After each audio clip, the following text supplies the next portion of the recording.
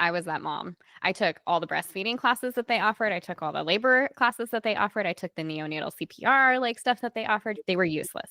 I didn't take anything else. And when it came to like labor time, they really are like good patient courses.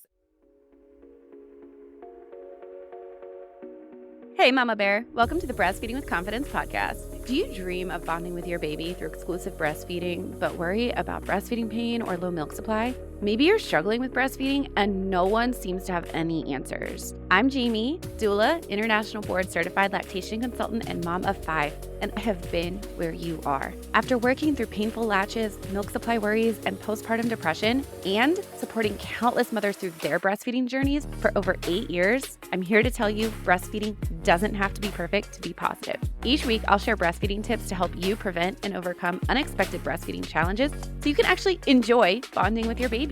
If you are ready to shut out the toxic whispers of the world, embrace your God-given intuition, and release your inner fierce mama bear, grab some coffee or your favorite herbal tea, and let's dive in. We have Stephanie with us today from My Essential Birth, and Stephanie is a doula and a childbirth educator, and she has an amazing podcast, Pregnancy and Birth Made Easy, and she is here today to chat with me about how you can advocate for yourself during pregnancy and birth so that you can have a better postpartum. Stephanie, can you please introduce yourself and tell everybody a little bit about what you do and why you do it? Yes. Hi. Thank you, Jaimie, for having me here. I was lucky enough to have Jaimie on my podcast. So when you guys are done listening here, or Jaimie, you can link to it. It was a really great conversation. I am a professional doula and childbirth educator. I'm a lover of all things birth. I'm a mom. I homeschool.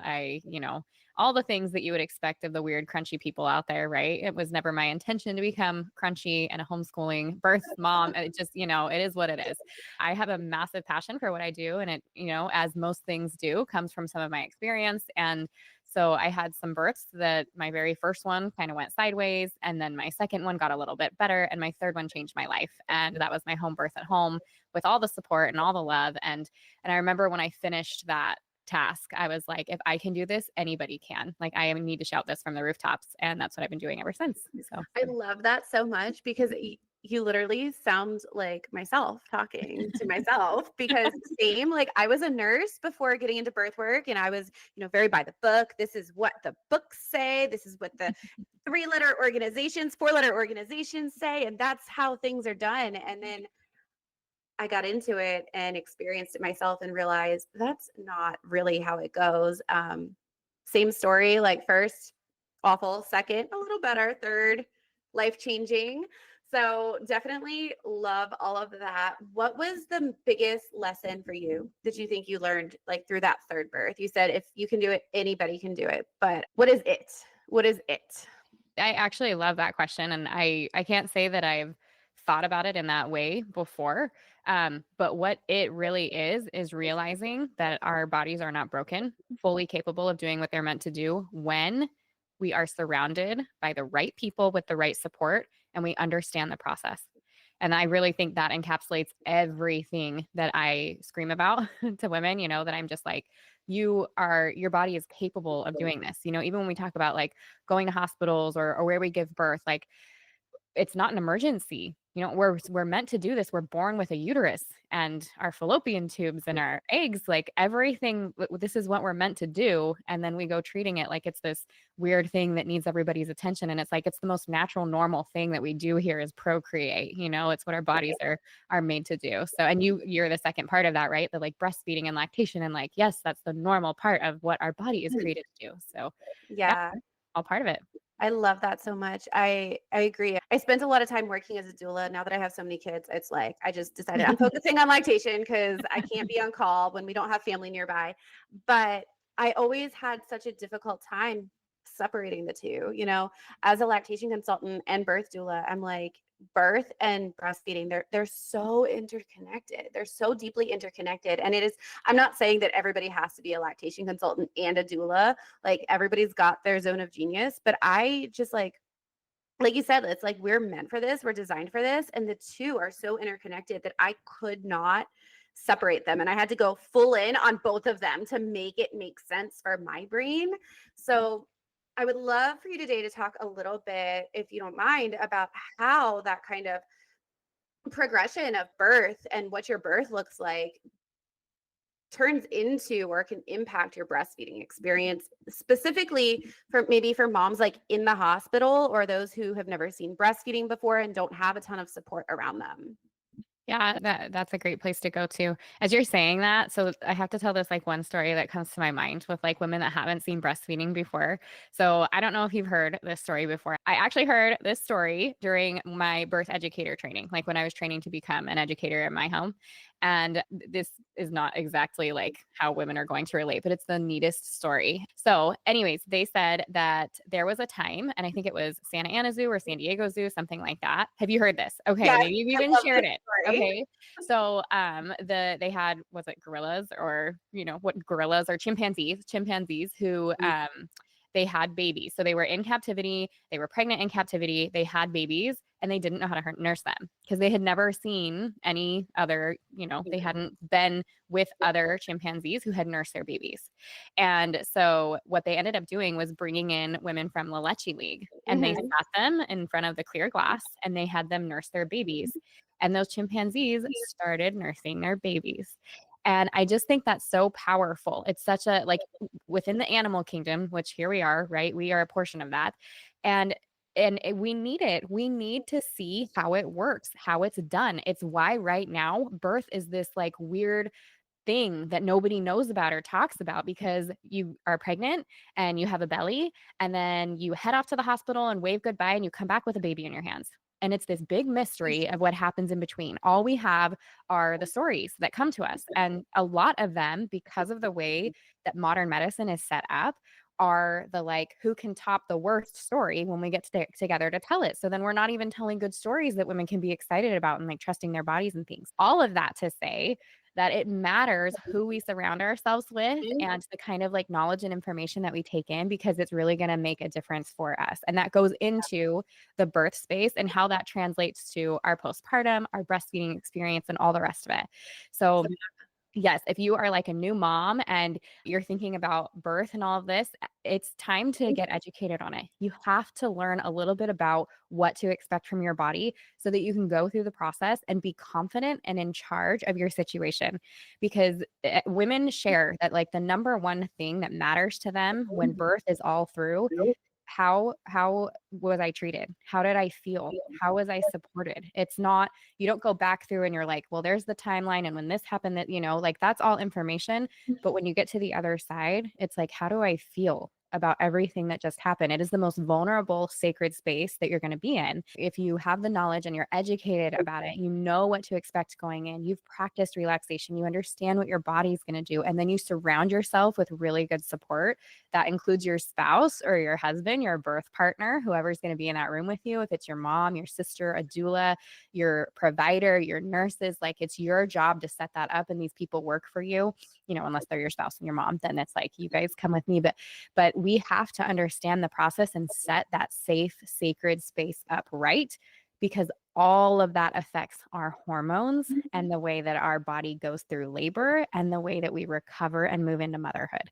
So I mean, as much as we're like, yes, you are women and you're pregnant and we want to take care of you and all that, I want to like shove the power back onto moms and say, and it is your responsibility right now to be on top of that. Like test one as mom, right? Yes, Yeah. yes. I say that all the time. I always tell people, learning how to advocate for yourself during pregnancy and then birth helps you learn how to advocate for yourself during breastfeeding and postpartum, which teaches you how to advocate for your child. When I tell the story of my child when he was 2 years old and broke his leg, and they wanted to give him all of these like very heavy medications, and I'm like, I had to like start pushing back a little bit, like we gotta figure out what's the best path here, because I don't think this is the best path.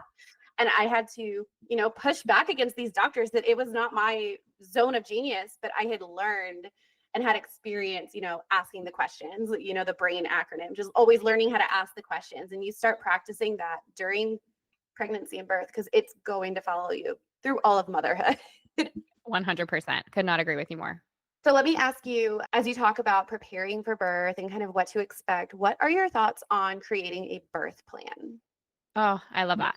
So birth plans can be like such a first of all, they can be kind of taboo, right? Because everyone's like, we've been talking about this for a couple years now and whatever. And then we hear the stories of like when we bring them in and the nurses aren't so super excited about what we have on the plan, or they have comments about it potentially. Not all nurses. And of course, we have excellent, excellent ones who are out there and they're like, yes, give me all the things so I can help you. But my favorite part of the birth plan, and what I say to use it as, is an opportunity to look at all your options on one sheet of paper. And we actually have something that I do with moms, and we call it this like birth plan priority game. And I kind of like walk them through all these different steps, and then we work through like what's most important for you, right? Like if you had to change some things on this birth plan, what are the things that if you had to, you could let go of, but the things that you're like, I'm holding on with a death grip to this really matters to me. So if you have all of that stuff in front of you, then it's a talking point for you and your provider. And then when we're talking with our provider, we can start to feel, are there some red flags here? Are we really on a different page? Or are we kind of there and there's a little bit of work to do? All of that is just information that we get to take with us. And then once we refine that, which we would do by, depending on where we're going to give birth, figuring out what's already normal for them and what matters to me, and making sure it's clear and succinct and simple, then we can move forward and say, okay, I'm bringing this with me. I'm introducing it to the nurses. But you should have that. I think it's a wonderful conversation starter for you and your provider early on, because like I said, if some of those red flags and stuff are coming up because you're talking, even bringing up, I have a birth plan, and there's some like, whoa, well, that's great, but then that gets things rolling. So I totally believe in them. I think they're extremely useful. I even have like a gentle cesarean plan that I tell moms, print this out. And if something happens, then great. You've got the information, put it away. Now you can move on with other things. But I think having a plan, or at least an idea of what matters to you most, is going to make a difference for what you bring into your birth space. I love that. I always say everybody has a birth plan. It's just whether or not you've done anything to back it up or put it in. Even if your plan is, I'm just going to hand over all my power and decision-making authority to the provider, right. That's a plan. So I always tell people, like, you have a plan. It's just how much effort are you putting into it, and how much ownership are you taking of that plan? What I'm hearing is that it's not necessarily something that you just like scribble down at 39 weeks and say, here's my birth plan. It's something that you're taking the time to learn from and research, and then have those conversations early. Absolutely. Well, and I think too, especially for new moms, it's like, once you look at a birth plan or all the options that could end up there, you're like, oh, wait, what are some of these things? Why should I care about some of these things? Why are people putting it on there? Is this a conversation I'm going to have? So yeah, it does matter. So do you feel like doing all the birth prep? I know a lot of moms, they prepare for birth, and obviously, because this is a breastfeeding podcast, I'm going to bring it back to breastfeeding. But they prepare for birth.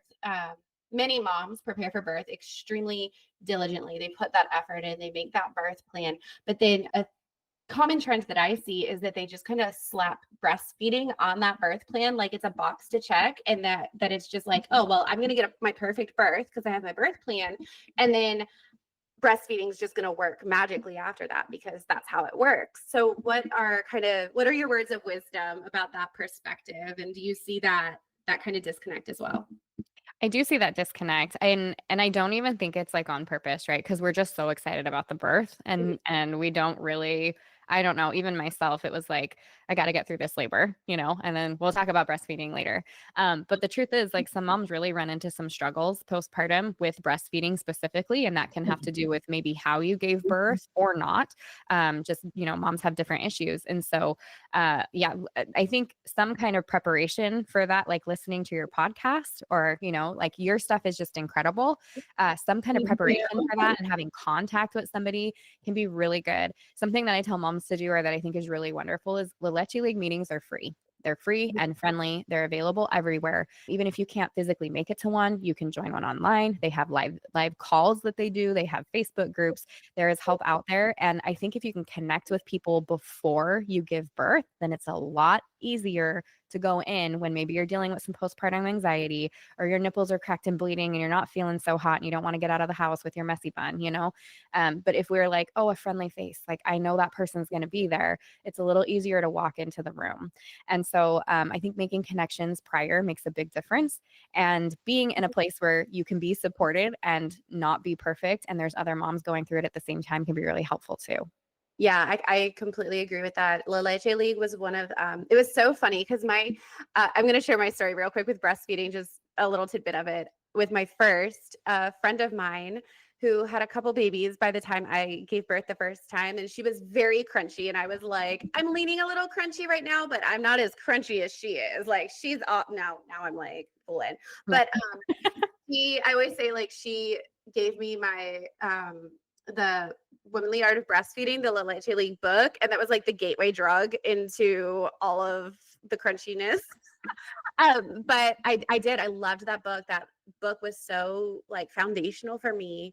And even though I hadn't been to a Leche League meeting during pregnancy, I knew from reading that book when the crap was hitting the fan and I needed to find help and my doctors weren't helping me, I knew to go to the Leche League. Like that was, and so that's where my journey as providing breastfeeding support started. I ended up becoming a Leche League leader, and that's kind of how I got on that path, because you're right. Like that group of women that can just simply say, like, what you're experiencing is common. You're not alone, but it's also not normal and you deserve help. Just having somebody say that, it's game changing. Yeah, and I think you brought up a good point too, though. And this is something that I think moms don't think about by no fault of their own. It's the same way that we kind of lean on our providers, the way that we do for birth and stuff like this, is the people that we see postpartum, because it's like, oh, they'll bring in lactation. They're going to bring somebody to help you. And it's like, oh, that sounds so great. Then I'll have my baby and somebody will help me with breastfeeding. And when we have some struggles or things aren't just kind of easy going from the beginning, that lactation person doesn't necessarily have the right training, the right amount of hours, the right advice for you. And then it rolls on over, because that's the same with your OB and it's the same with your pediatrician. That pediatrician does not have the training to talk to you about breastfeeding. They have formula and they can tell you what to do if you want to, put your baby on formula. But you need somebody that has breastfed, that understands the anatomy of your breast, that understands the anatomy of like mom and baby and that relationship and all of that. And that's where we get into somebody like you, where we're like, let's lean on things like the Leche League, but let's look for IBCLCs and people that have really spent the time and have the talent and can answer your questions correctly, because it can be something simple. But if you have the wrong person giving you the wrong advice, then you just feel, in over your head really quick. Hey, Mama. Sorry to interrupt, but I wanted to tell you that when I had my first baby, I really thought I was ready to breastfeed. And the truth is, I struggled, and the people I expected to help me didn't actually have the answers. That is why I created the Breastfeeding Resource Library, so you don't have to leave breastfeeding to chance. Inside, you will learn how to avoid unnecessary formula, protect your milk supply, and get a pain-free latch. You'll also learn how to fix common struggles before they become big problems. Visit littlebearlactation.com/library and use code podcast50 to save now. Well, and I think you touched on something there too, is that lactation consultant in the hospital can be so helpful, but sometimes they're not. And it's just like you're thinking of bringing a doula to your birth and you're getting educated about birth so that you can advocate for yourself, because you don't, I don't want to say you don't trust the doctors, but you're aware that they might not have your best interests at the forefront. They've got their checklists and their to-do lists and their goals, and to advocate against that or for yourself in that system. And then all of a sudden it's like, oh, but the hospital lactation consultant totally has it all together. That's the Right. one person that totally has it all together. And so that's always I find that a little funny, kind of like, oh, it's so funny how our brains work. And we assume that's what I thought the first time. And it was eye-opening. It really is just eye-opening once you learn that, like, sometimes the lactation consultant is a lactation consultant because they wanted baby-friendly status for the hospital, not because they actually care about breastfeeding. They just wanted certain funding statuses and everything. And so, or marketing, it's just, you start to realize that these big corporations and hospitals really, they're running a business model. And at the end of the day, like, you're their product, it's not personal for them. But when you're working with like a small business, a private lactation consultant, usually it's pretty personal. Right. It's usually Well, pretty and personal. somebody that has a lot of experience, back to like the chimpanzee story, like the nice gentleman that is your pediatrician or woman, that has never breastfed a baby in their life can give you all the advice that they want. And it can even be the correct advice. But sometimes you need to see somebody doing it real time, Yeah. or who really has the experience. So it just, all of that matters. Yeah. And there's a Or bit. or like to add to that, maybe it's a female pediatrician who did try to breastfeed and had a very bad Sure. experience and had no support, and kind of projects that on the moms too, because I've seen that a lot. And they're human beings. I Right. don't I struggle with towing that line of like not wanting to sound like I'm trash talking them, but also like bringing that reality to the forefront that like Yeah. it's not just me saying this. Like you can hear other people say that this is a problem that you have to be aware of. So if you want to breastfeed, if you want to have that positive birth, you have to take that ownership. I think that's really what you're talking about at the end of the day, is Yeah. taking ownership of your birth, of Yes. breastfeeding. Yeah. Well, and like you were saying, like we, I don't know, I think of it in the way of, if you are interested in learning to swim, who are you going to go see? If you are interested in learning how to ride a bike, if you're interested in learning how to meal plan, like who do you reach out to? And it's so funny because we don't reach out to those people once we have our babies, and it gets us into trouble. And it's not to say anything terrible about these people, just like you were saying, but they have their expertise and this just might not be it. So I know you have your birth classes that you teach. And so I think a lot of moms that I have met are like, I'll ask them, I'm like, oh, did you take a birth class or a breastfeeding class? And they're like, yeah, I did. I took the one at the hospital. It was fantastic. Y'all cannot see her face. She just like Raise hand, I've done this. Yeah.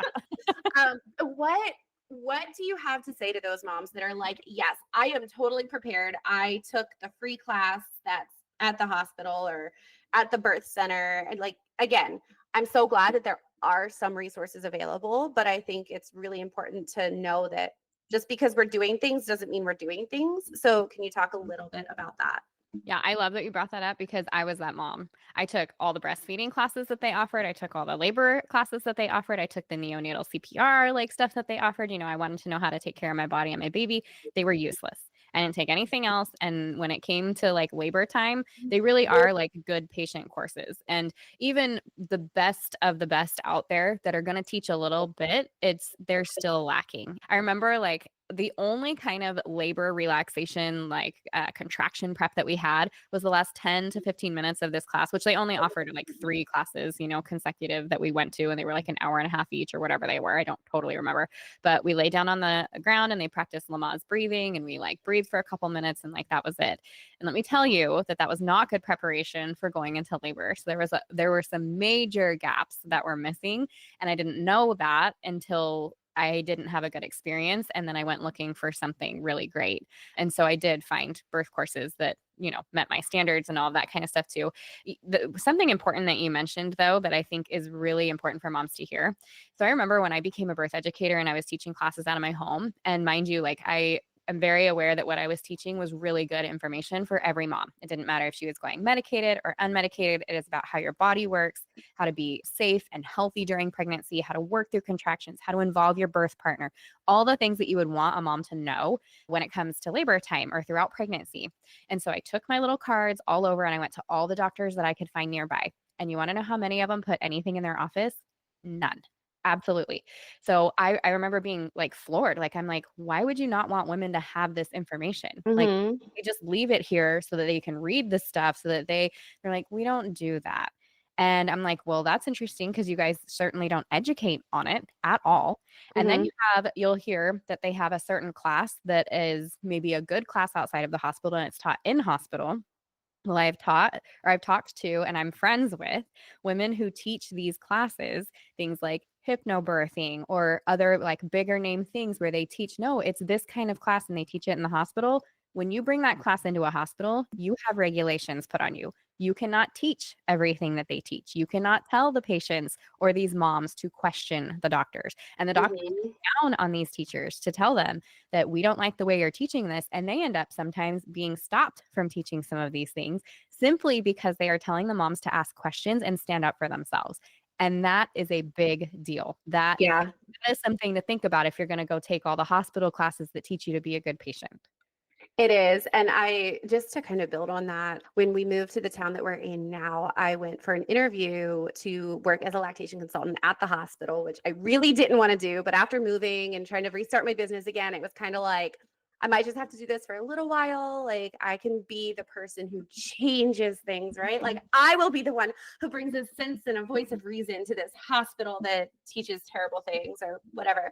And interviews going great and everything, and I meet some of the other lactation consultants, and one of them said something about like tongue ties, and they're like, but like you know you're not allowed to tell them about tongue ties, right? Like if you think it's a thing, you have to talk to the pediatrician, and it's up to them if they want to let them know.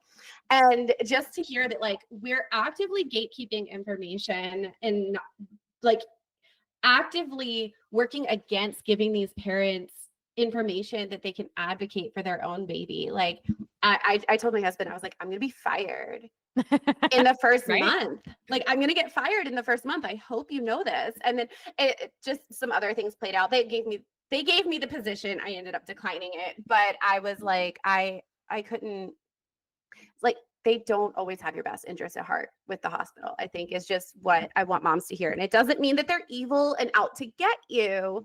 It just means that they have a system and a machine that they want to work a certain way. And they don't. They're a business and they have a Yeah. certain way that their business runs, and they have certain restrictions that are put on them for liability issues and for money and all kinds of things. It's the same thing when you hear of a hospital that has doulas that are there. That sounds like this great thing. And it's not that it's a bad thing. But if you have a doula that you have hired to be with you, that woman knows you. She has been working with you for weeks or months.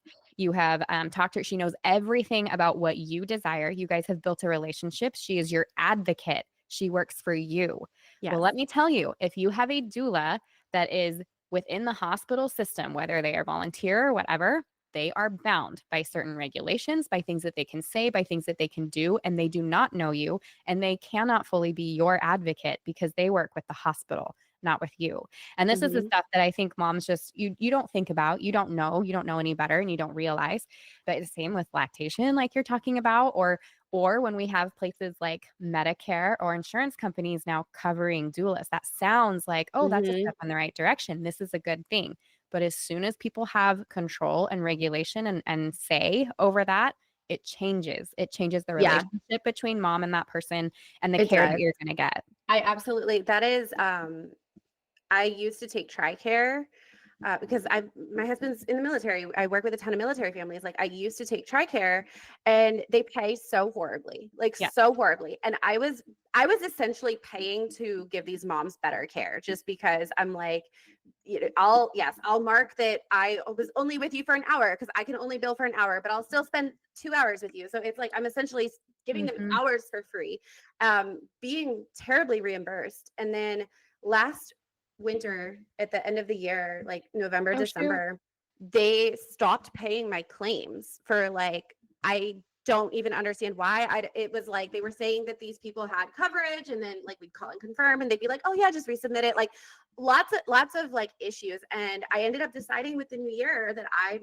no longer taking insurance because it dictates the kind of care it can provide. It dictates the follow-up. And I'm like, I have shifted my practice now that I offer package bundles, like, because you need ongoing care. Like, if you need a lactation consultant and you need any more than 30 minutes of help, you need ongoing care.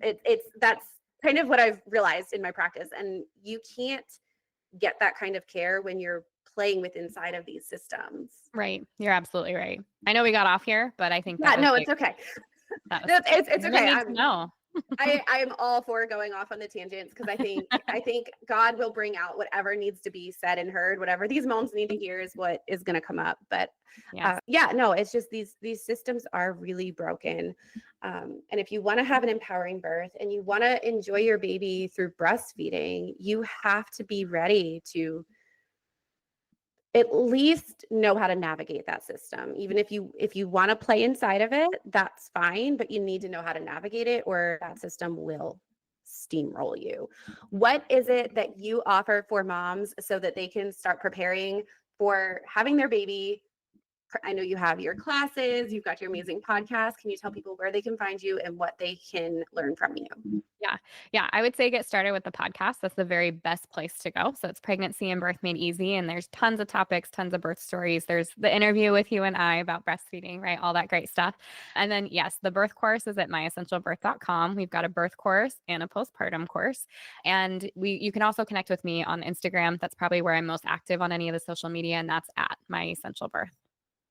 Wonderful. Guys, go listen to her podcast. She's amazing. She has so many amazing resources. And I love what you do. And I love being able to take the time to talk with you. So thank you so much. Thank you, Jaimie. All right, Mama Bear, that is a wrap for today. If this episode helped you feel a little more confident or a little more prepared for breastfeeding, can I ask you a quick favor? Go ahead and leave me a review. It helps other moms find this podcast and join us in this amazing community of fierce and confident Mama Bears. And hey, if you know a friend who could use some encouragement or real talk about pregnancy, breastfeeding, and all things motherhood, share this episode with her. You've got this, Mama Bear. Trust your instincts, stay fierce, and I'll catch you in the next episode.